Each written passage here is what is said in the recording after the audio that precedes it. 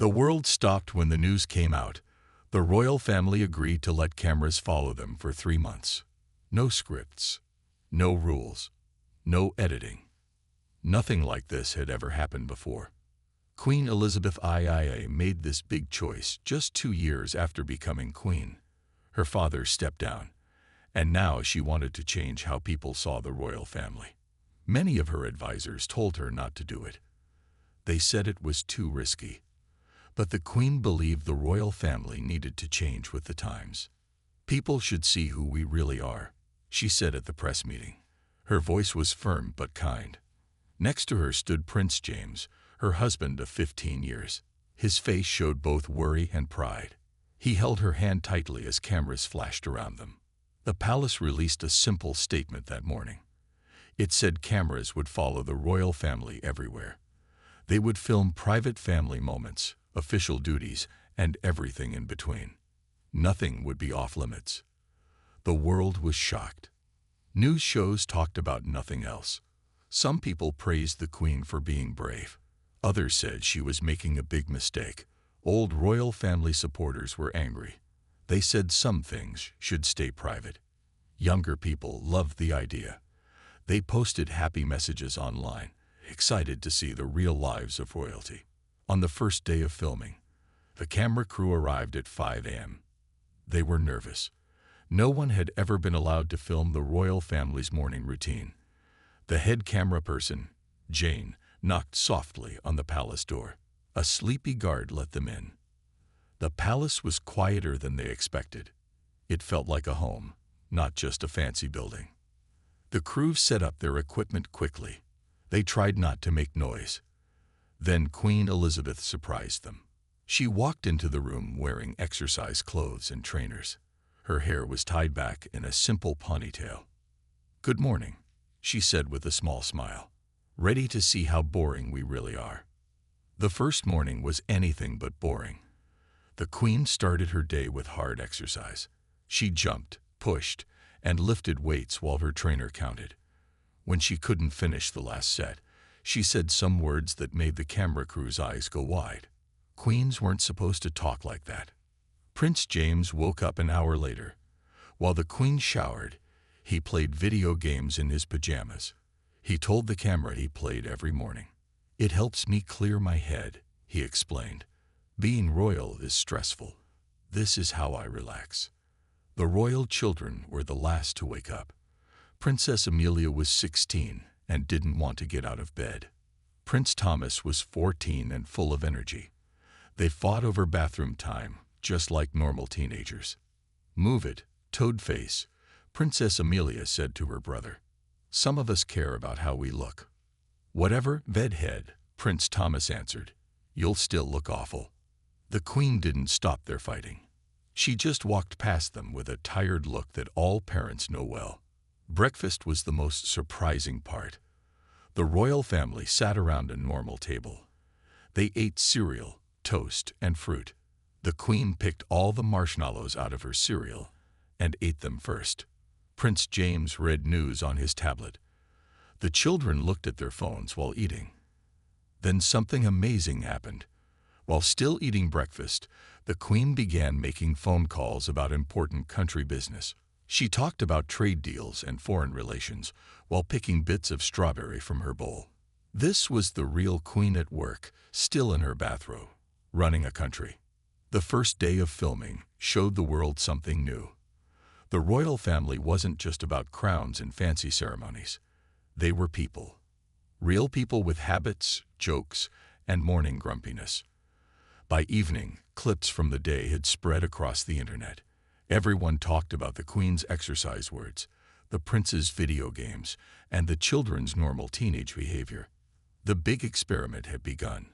No one knew how it would end. By the end of the first week, everyone wanted more. The royal family documentary was all people talked about. TV ratings broke records. Online videos got millions of views. People loved seeing the real faces behind the crowns. The second week of filming showed the royal family at work. This was different from their home life. They had to attend fancy events and meet important people. The cameras followed them everywhere. Queen Elizabeth spent Monday morning in meetings. She sat with her top advisors in a big room with tall windows. They talked about problems in the country and around the world. The Queen listened carefully to everyone. She asked smart questions. When someone suggested a bad idea, she didn't get angry. She just asked more questions until they saw the problems themselves. My grandmother would just say no, she told the camera later. I think it's better if people find the right answer on their own. That evening, the royal family hosted a big dinner for visitors from other countries. Everyone dressed in their best clothes. Princess Amelia wore a blue dress that made her look older than 16. Prince Thomas wore a suit but kept pulling at his tie. "It's choking me," he whispered to the camera. "Why can't important people wear t-shirts?" The dinner started well. The room was beautiful with flowers and candles on every table. The royal family sat with the most important guests. They smiled and talked about safe topics like weather and sports. Then something happened that wasn't in the plan. The cameras caught Prince Thomas whispering jokes to his sister during soup. Princess Amelia tried not to laugh. When she couldn't hold it anymore, she almost spit soup across the table. The Queen gave them a look that made both children sit up straight. Later that night, the cameras followed Prince James to a quiet corner. He was talking to a nervous man from a small country. The man admitted he felt out of place among such important people. "I still feel like I don't belong sometimes," Prince James said in a quiet voice. "Like someone will notice I'm not royal enough and ask me to leave." The man looked surprised. "But you're the prince." "I wasn't born royal," Prince James explained. "I was a normal person who fell in love with a princess. Some days I still feel normal, not royal." This honest moment spread quickly online. People loved seeing that even a prince could feel unsure of himself. The next day brought a surprise. The Queen had to open a new hospital wing. When she arrived, a group of people stood outside with signs. They were protesting the royal family. They said the country shouldn't have kings and queens anymore. The security team wanted to take the Queen through another door, but she refused. "I will walk past them," she said firmly. "They have a right to their opinion." The cameras followed as she walked toward the protesters. Some shouted at her. She didn't look scared or angry. She just walked with her head high. One woman yelled that the royal family was a waste of money. The Queen stopped. Everyone got quiet. She walked over to the woman and asked, "What would you like to see change?" For 10 minutes, the Queen stood in the street listening to complaints. She didn't argue. She just nodded and asked questions. Before she left, she thanked them for sharing their thoughts. "They won't change my mind," she told the camera later. "But I won't change theirs either. The least I can do is listen." The most surprising moment came on Thursday. Prince James had a day of meetings with charity groups. During lunch, he slipped away from the cameras. One crew member found him in the kitchen with the cooking staff. He wasn't supposed to be there, but there he was, helping make desserts for the meeting. "I was a chef before I met Elizabeth," he explained while mixing chocolate. "I miss it sometimes." The kitchen staff seemed comfortable with him. They joked and talked about recipes. One older cook told the camera that Prince James often visited the kitchen. "Best royal we've ever had," the cook said. "Only one who knows how to make a proper sauce." By the end of the second week, people saw the royal family differently. They weren't just figureheads. They were workers with real skills and real feelings. They got tired. They made mistakes. They tried their best. "They're just like us," became a common saying online. But with better houses. The third week of the royal family documentary brought new surprises. People thought they had seen everything. They were wrong. Monday started with school for the royal children. Unlike old times, they did not have private teachers at the palace. They went to regular schools with other children. The cameras followed Princess Amelia and Prince Thomas as they got ready. "Do I really need to wear this?" Prince Thomas asked, holding up his school uniform. He made a face like he smelled something bad. "Yes," the Queen said without looking up from her papers, "and comb your hair." The prince groaned but did as he was told. Princess Amelia spent extra time on her hair and makeup. When her mother suggested she hurry, the princess rolled her eyes. "You don't understand," she said. "Image is everything in high school." "I was a teenager too," the queen reminded her. "A long time ago, but I remember." Security cars took the children to school. The cameras stayed outside. The queen had been firm about this. School was for learning, not for filming. While the children were at school, the cameras followed the queen to Parliament.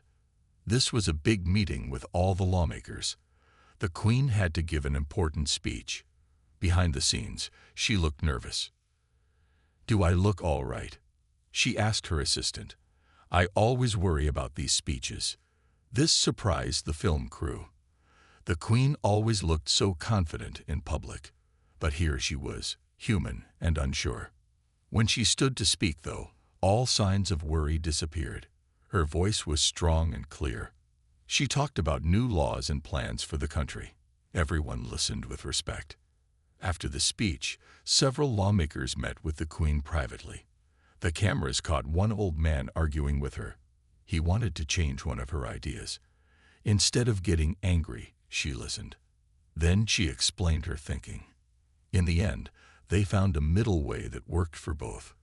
"Leadership isn't about having all the answers," she told the camera later. "It's about finding answers together." That evening brought the most unexpected moment yet. Prince James was in his office when a call came through. His face changed when he heard who it was.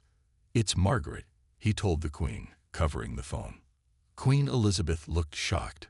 Margaret was her younger sister. They hadn't spoken in 5 years, not since a big fight over family property. No one in the public knew about this private family problem. The queen took the phone. Her voice was stiff at first, but as they talked, her face softened. By the end, she was smiling. "She wants to visit," the queen told her husband after hanging up. "She says it's time to fix things. Are you okay with that?" Prince James asked. "Family should be together," the queen said simply, "even when it's hard." The next day, the cameras followed Prince Thomas to his music lesson. Everyone expected a classical instrument like piano or violin. Instead, the young prince pulled out an electric guitar. "My father thinks I should play classical music," he told the camera with a grin. "But rock is in my heart." His teacher wasn't an old professor, but a young man with long hair and tattoos. Together, they played loud rock songs. Prince Thomas wasn't very good yet, but he played with great joy. He jumped around the room, hair flying as he tried to hit the right notes. "My son, the future rock star," Prince James said later when he watched the footage. He didn't seem upset. He seemed proud. Wednesday brought rain and a change of plans. The queen had to cancel a garden party. With free time suddenly available, the cameras caught the royal family doing something completely normal. They played board games. They sat on the floor of a cozy room with a fire burning. Princess Amelia chose a property trading game. As they played, their true personalities came out. The queen was fiercely competitive. She traded aggressively and celebrated when others landed on her properties.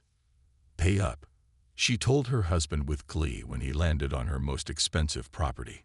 Prince James played carefully, thinking about each move. Princess Amelia made risky choices. Prince Thomas lost interest quickly and tried to distract others.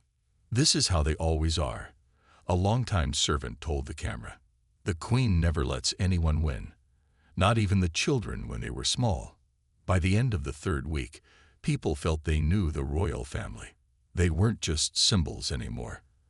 They were parents helping with homework. They were siblings who fought and made up. They were leaders who sometimes felt unsure. They were people who played board games and argued about music. The documentary had changed how the world saw royalty. It had made them human. The 4th week of filming started with a shock. The cameras were set up in the palace waiting for the royal family's morning routine. But Princess Amelia was not in her room. No one knew where she was. "She must be in the bathroom," Prince Thomas said, still half asleep. But she wasn't there either. The Queen checked her daughter's room again. This time she noticed the window was open. On the bed was a note. Gone out with friends. Back later. Don't worry. The Queen's face turned white, then red. She snuck out. Without security. Security teams rushed to find the missing princess. The palace was in chaos. Prince James tried to stay calm. She's a teenager, he reminded his wife. We did the same at her age. We weren't royal, the Queen said. We weren't targets. The camera crew wasn't sure if they should keep filming. This seemed too private, too scary. But the Queen waved them on. This is real life, she said. This is what we agreed to show. Just then, a security officer came in with news. They had found Princess Amelia. She was safe at a coffee shop in town with 3 friends. Security was watching her from a distance. Should we bring her back? The officer asked. The Queen thought for a long moment. Then she surprised everyone. No, let her have this normal moment. But stay close. The cameras followed a security team to the coffee shop. Through the window, they could see Princess Amelia. She wore regular clothes, jeans, a hoodie, and sneakers. Her hair was pulled back under a cap. She looked like any other teenager. Inside, her friends were talking about school and music. No one in the shop seemed to recognize the princess. She sipped her coffee and laughed at her friends' jokes. For once, she wasn't royal. She was just a girl. It's like living in a fishbowl inside another fishbowl, the princess told her friends when they asked about the documentary. We've always been watched, but now we're really being watched. One friend asked if she hated it. Princess Amelia thought before answering. Sometimes, she admitted, but maybe it's good for people to see we're normal. Mostly normal, anyway. After 2 hours, the princess returned to the palace on her own. She looked nervous as she faced her mother. The Queen was waiting in her office, face serious. You could have been hurt, the Queen said quietly. You know there are people who wish our family harm. I just wanted to be normal for once, Princess Amelia said. To sit in a coffee shop without everyone staring and taking pictures. Instead of yelling, the Queen did something unexpected. She hugged her daughter tight. I understand, she whispered. But please, next time tell someone. Take security with you. They can stay back, but keep you safe. The princess nodded, tears in her eyes. Later, when she was alone with the camera, she spoke honestly. People think being royal is like a fairy tale, she said. They don't understand the cage it puts you in. Every move watched, every mistake remembered forever. The next day brought a happier event. Prince Thomas had a football match at school. Both the Queen and Prince James rearranged their schedules to attend. They sat in the stands with other parents, trying to blend in. It didn't work. People noticed them right away. Some took pictures, others pointed and whispered, but most tried to give them space to watch their son play. Prince Thomas wasn't the best player, but he tried hard. When he finally got the ball and made a good pass, his parents cheered loudly. The Queen jumped up and down, forgetting all about looking dignified. That's my boy, she shouted. Prince James whistled through his fingers. After the game, which Prince Thomas's team lost, the royal parents waited by the field. The prince ran to them, sweaty and disappointed. We lost, he said, looking down. You played well, his father told him. That pass was perfect. Will you come to the next game? Prince Thomas asked. We'll try, the Queen promised. If not both of us, at least one. On the way home, the family stopped for ice cream. They sat outside at a small shop, eating from paper cups. People walked by, some stopping to stare. The royal family just nodded and kept eating. This is what I want more of, Princess Amelia said suddenly. Just normal family stuff. The Queen looked at her children. We can try, she said. It won't always be possible, but we can try. The rest of the week showed the family finding small ways to be normal. The Queen cooked dinner one night, something she rarely had time for. Prince James took Prince Thomas fishing. Princess Amelia and the Queen had a movie night with popcorn and silly comedies. Being royal doesn't mean we can't also be a family, the Queen told the camera. Finding that balance is the hardest part of my job. Not running the country. Being a good mother while being a good queen. By the end of the 4th week, people had seen a new side of royalty. They had seen the struggles of raising teenagers in the public eye. They had seen parents trying their best. They had seen a family working to find normal moments in their very abnormal lives. Week 5 brought the biggest test for the royal family. A political crisis erupted without warning. The Prime Minister was caught in a scandal. Secret recordings showed him making deals with foreign businesses. The country was in uproar. Everyone looked to the Queen for answers. The documentary cameras captured the exact moment when Queen Elizabeth heard the news. She was helping Prince Thomas with his math homework at the kitchen table. Her phone rang. As she listened, her face changed. She stood up without a word and walked to her office. "Is Mom okay?" Prince Thomas asked his father. "She's being queen now," Prince James explained. "That's her other job." For the next 24 hours, the cameras showed a side of royal life never seen before. The Queen worked nonstop. She made phone calls. She read reports. She met with advisors.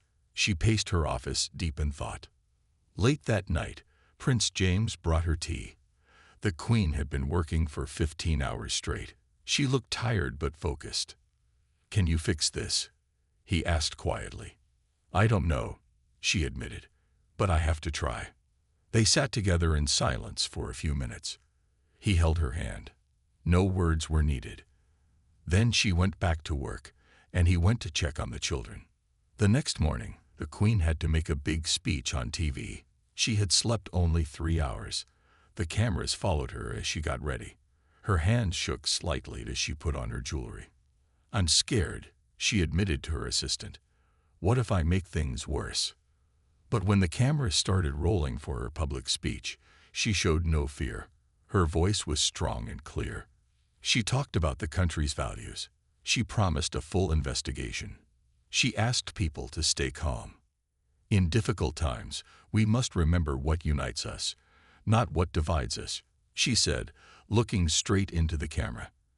After the speech, she met with top government officials. The meeting lasted 6 hours. The documentary team was only allowed to film the first 10 minutes. In that time, the Queen took control of the room. She asked hard questions. She demanded honest answers. She was not just a figurehead. She was a leader. When the meeting ended, the officials left looking serious. One stopped to talk to the camera. "She's tougher than people know," the official said. "She doesn't just wear the crown. She earns it." The crisis wasn't solved in a day. It continued through the week. The Queen canceled all other events to focus on this problem. The cameras showed her working late every night, reading papers, making notes.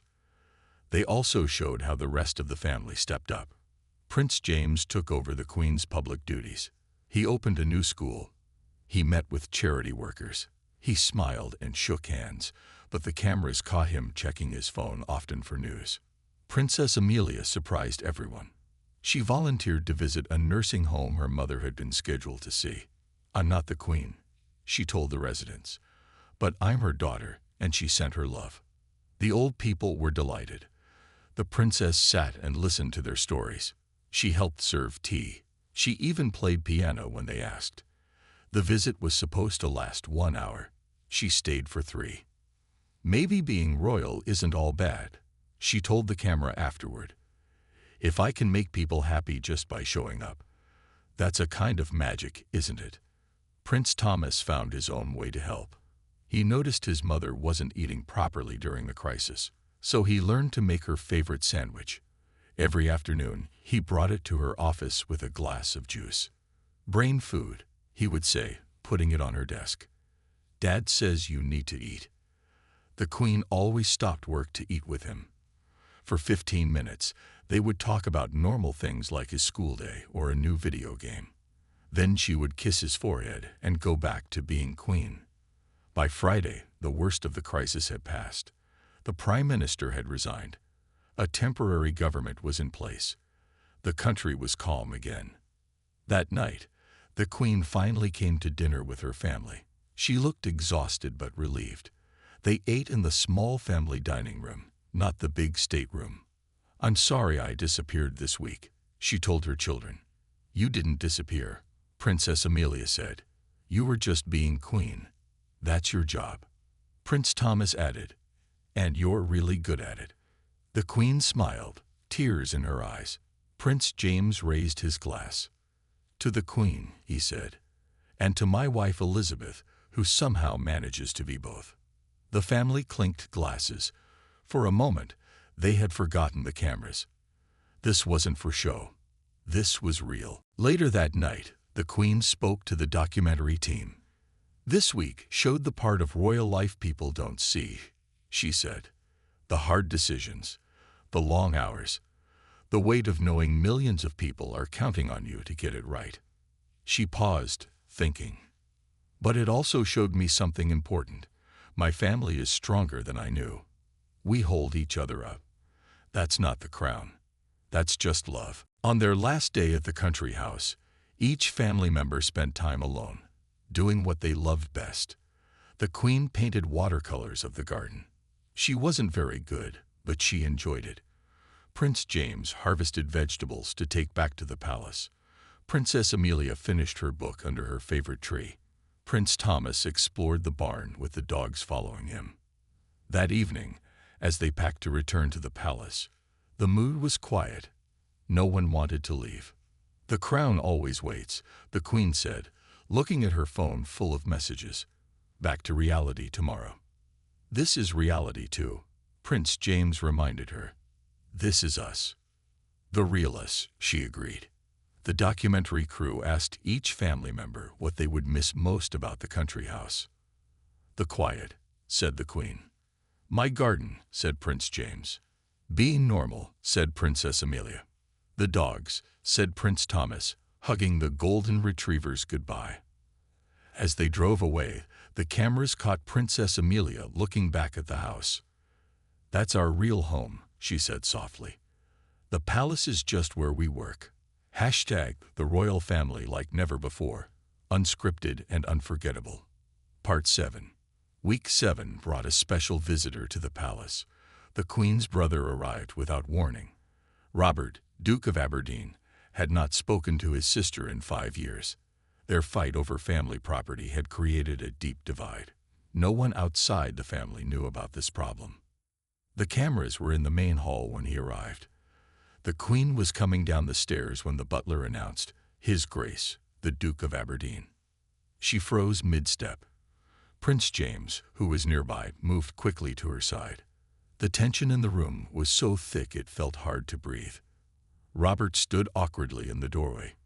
He looked much like his sister, with the same blue eyes and straight posture. But where the Queen always seemed sure of herself, her brother looked nervous. "Hello, Lizzie," he said, using her childhood name. "Robert," she replied, her voice careful and controlled. "This is unexpected." "I called," he reminded her, "yesterday." The Queen nodded stiffly. "Of course. I've been busy." The silence that followed was painful to watch. Finally, Prince James stepped forward. "Robert, good to see you. Come in, please. Tea." The Duke smiled gratefully. "That would be nice, James.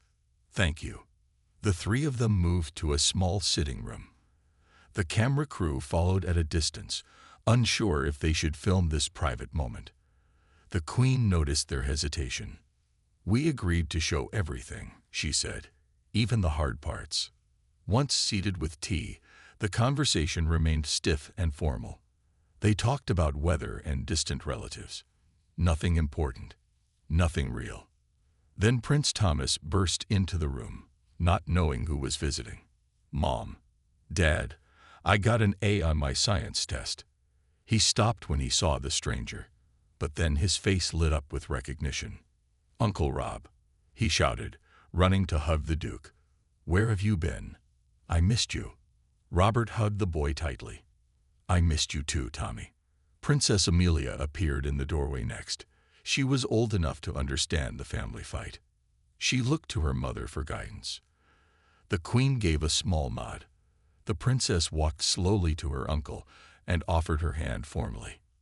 "Hello, uncle," she said. Robert ignored her hand and pulled her into a hug. "You've grown so tall, Melly."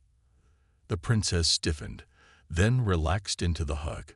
When she stepped, Week 7 brought a special visitor to the palace. The queen's brother arrived without warning. Robert, Duke of Aberdeen, had not spoken to his sister in 5 years. Their fight over family property had created a deep divide. No one outside the family knew about this problem. The cameras were in the main hall when he arrived. The queen was coming down the stairs when the butler announced, "His Grace, the Duke of Aberdeen." She froze mid-step. Prince James, who was nearby, moved quickly to her side. The tension in the room was so thick it felt hard to breathe. Robert stood awkwardly in the doorway. He looked much like his sister, with the same blue eyes and straight posture. But where the queen always seemed sure of herself, her brother looked nervous. "Hello, Lizzie," he said, using her childhood name. "Robert," she replied, her voice careful and controlled. "This is unexpected. I called," he reminded her. "Yesterday." The queen nodded stiffly. "Of course. I've been busy." The silence that followed was painful to watch. Finally, Prince James stepped forward. "Robert, good to see you. Come in, please. Tea." The Duke smiled gratefully. "That would be nice, James. Thank you." The three of them moved to a small sitting room. The camera crew followed at a distance, unsure if they should film this private moment. The queen noticed their hesitation. "We agreed to show everything," she said, "even the hard parts." Once seated with tea, the conversation remained stiff and formal. They talked about weather and distant relatives. Nothing important, nothing real. Then Prince Thomas burst into the room, not knowing who was visiting. "Mom, Dad, I got an A on my science test." He stopped when he saw the stranger. But then his face lit up with recognition. "Uncle Rob," he shouted, running to hug the Duke. "Where have you been? I missed you." Robert hugged the boy tightly. "I missed you too, Tommy." Princess Amelia appeared in the doorway next. She was old enough to understand the family fight. She looked to her mother for guidance. The queen gave a small nod. The princess walked slowly to her uncle and offered her hand formally. "Hello, uncle," she said.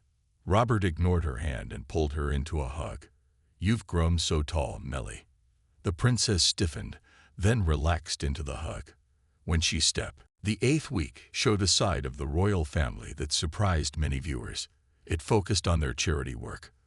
The queen had always been known for supporting good causes, but the cameras revealed how much the whole family did behind the scenes. Monday morning started with Princess Amelia visiting an environmental research center. Most people thought the princess only cared about fashion and parties. They were wrong. At the research center, she asked smart questions about climate change. She knew more than most adults about endangered animals and ocean pollution. "I want to study environmental science after school," she told the scientists.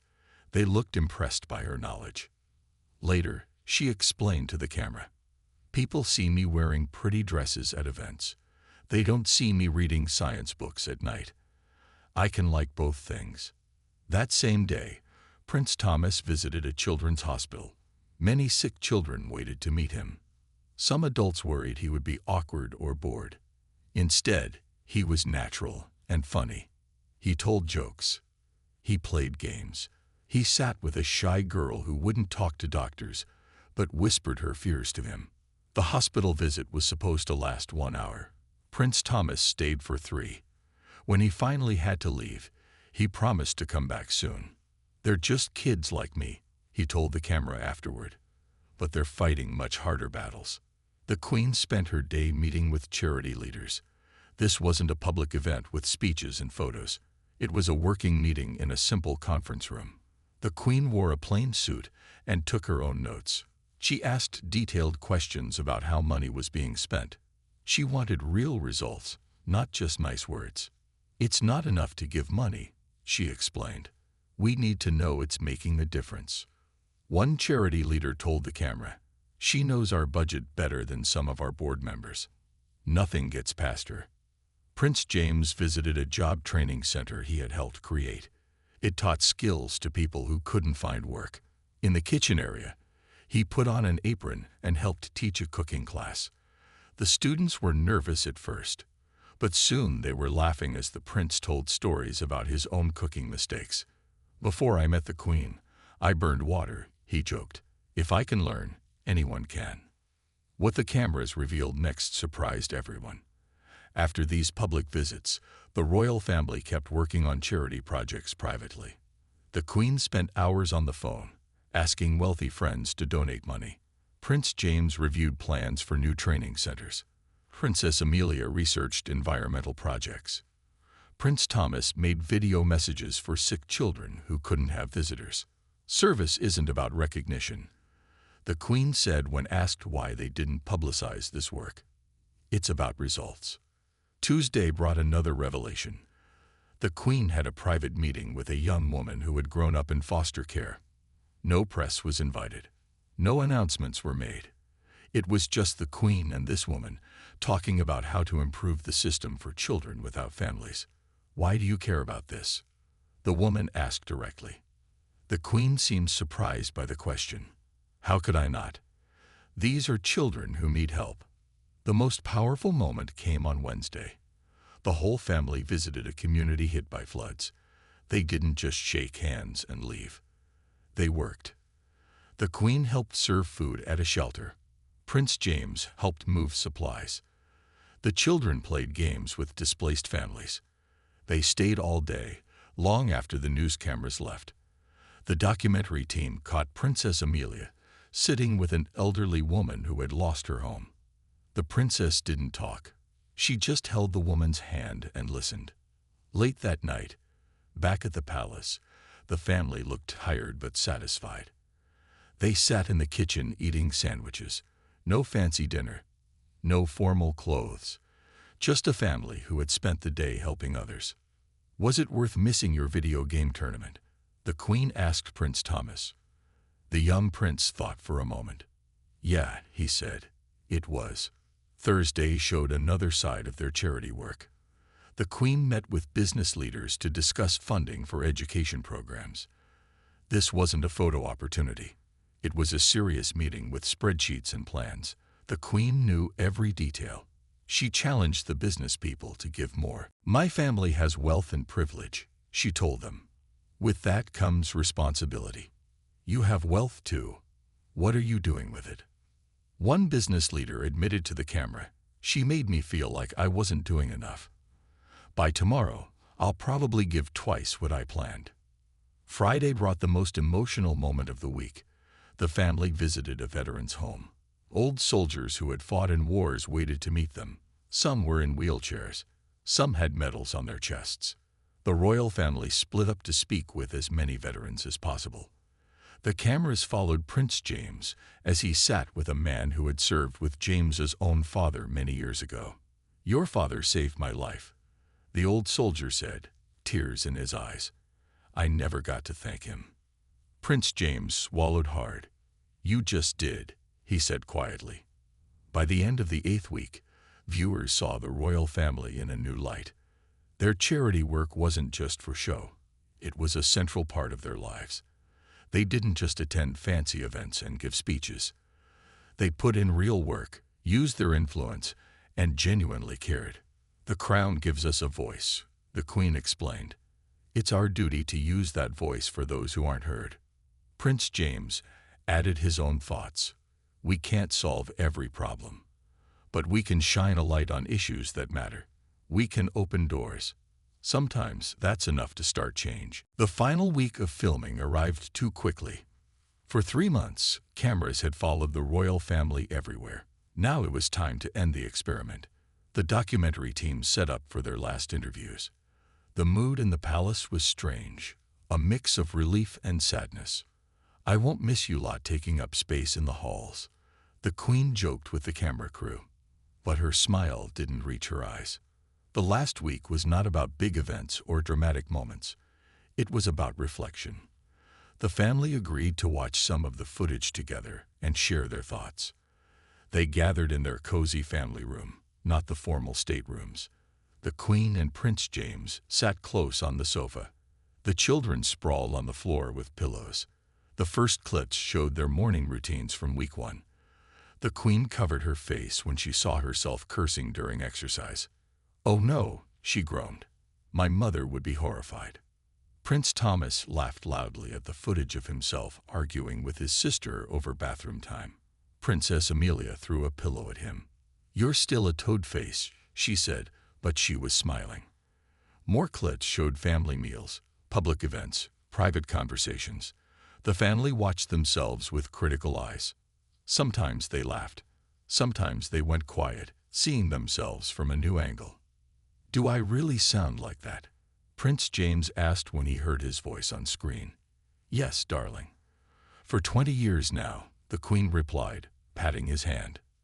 The most powerful moment came when they watched footage of the political crisis. The Queen saw herself working through the night, making hard decisions. She saw her family supporting her in their own ways.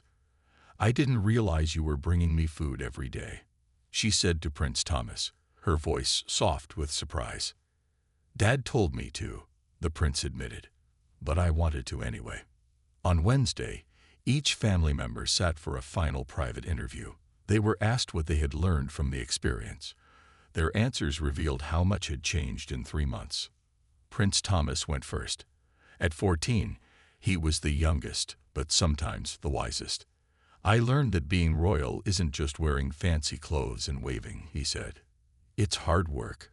My mom works harder than anyone I know." Princess Amelia spoke next. Her usual cool attitude was gone. "I've always felt trapped by who we are," she admitted. "But maybe our position lets us do good things too. I'm still figuring it out." Prince James was thoughtful in his interview.